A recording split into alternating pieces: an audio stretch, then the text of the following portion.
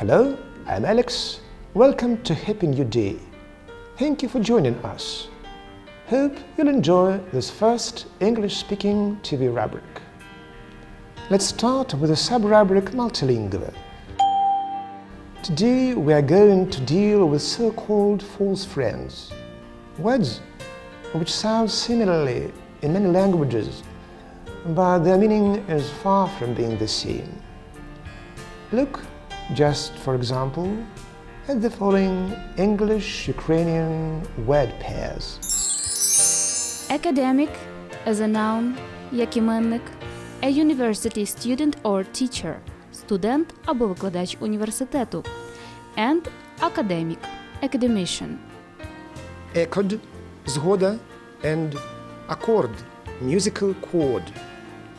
Baton – диригентська паличка, and baton – French loaf. Complexion – колір обличчя and complexia – constitution. Concurrent – одночасний супровідний, and concurrent – computer. Decade – 10 років and decada – 10-day period. Especially – особливо, і спеціально – specially. Genial – приязний and геніальний – brilliant. Intelligence – інтелект, and інтелігенція – інтелігенція. Magazine – журнал and магазин – shop. Mayor – мер, and майор – major. Novel – роман and novella – short story. Obligation – зобов'язання, and облігація – bond. Speculate – обмірковувати and спекулювати – profiteer. Sympathetic – співчутливий, and симпатичний – attractive. Please pay attention to and remember these disparities. Our next sub-rubric is learning to learn. Look at the world around you as a source of self-teaching languages. What is learned is not necessarily the same as what is taught. Formal tuition can take you so far, but it is only real-life practice can speed up your progress in mastering languages. And now, I'd like to give you a recommendation on this. Try not to miss any chance to talk to target language speakers, or at least to play their role.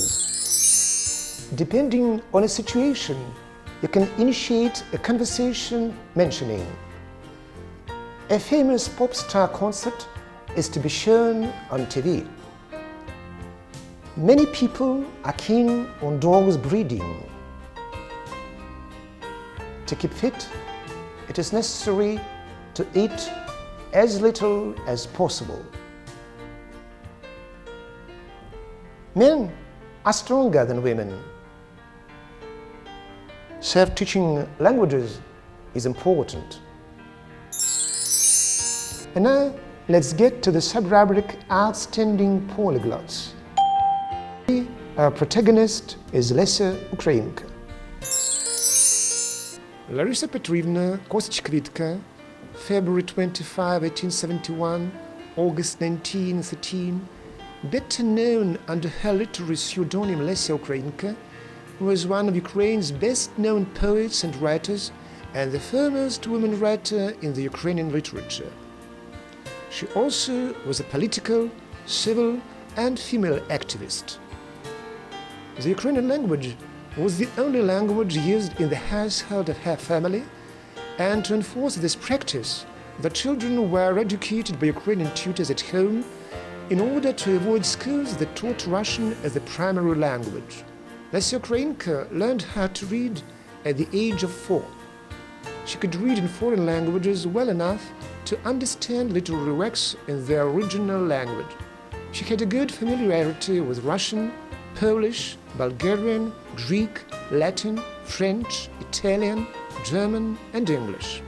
She used this knowledge for reading and translating literary works direct communication and exchanging letters with speakers of many languages.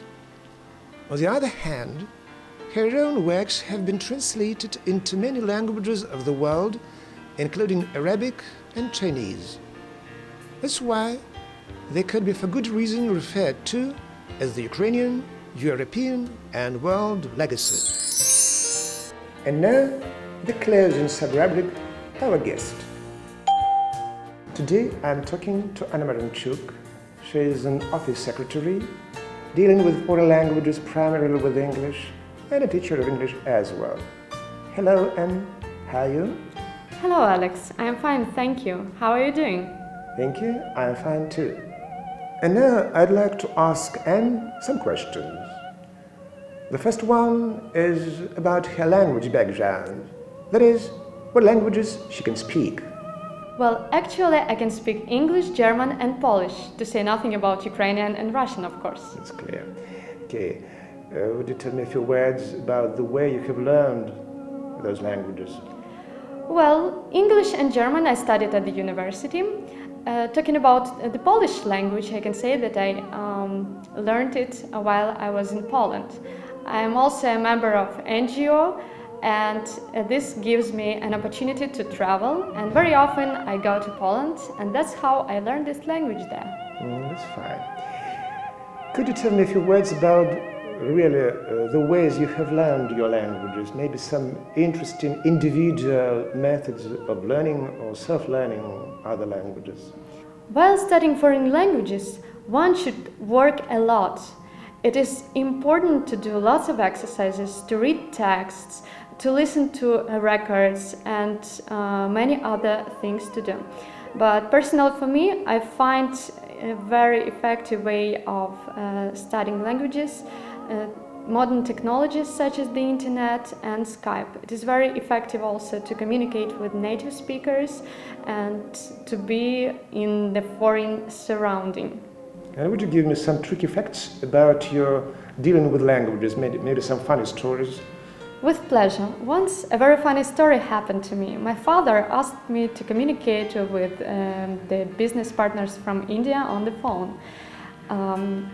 I thought that I could do that because I can speak English, but I was very surprised to find out that the Indian English differs a lot from the British one. That is why I couldn't understand them and I couldn't say a word to them. It was quite an interesting situation. So there is left much to work on your English, isn't it? On my Indian English, oh, yes. Okay, perhaps. Okay, and thank you for talking to me today. I would like to see you here again. Today I've talked to Anna Maranchuk, an office secretary, an English teacher. Thank you and goodbye and Thank good luck. you, Alex. It was a pleasure to participate in your program. So much for today. Thank you for your kind attention from me, Alex, and the rest of the team. And I'm giving a special thanks to Vinnytsia Timoryazov Memorial Universal Research Library and the Department of Literature in Foreign Languages, where our rubric is based. Do join us again the next Wednesday. Good luck and goodbye.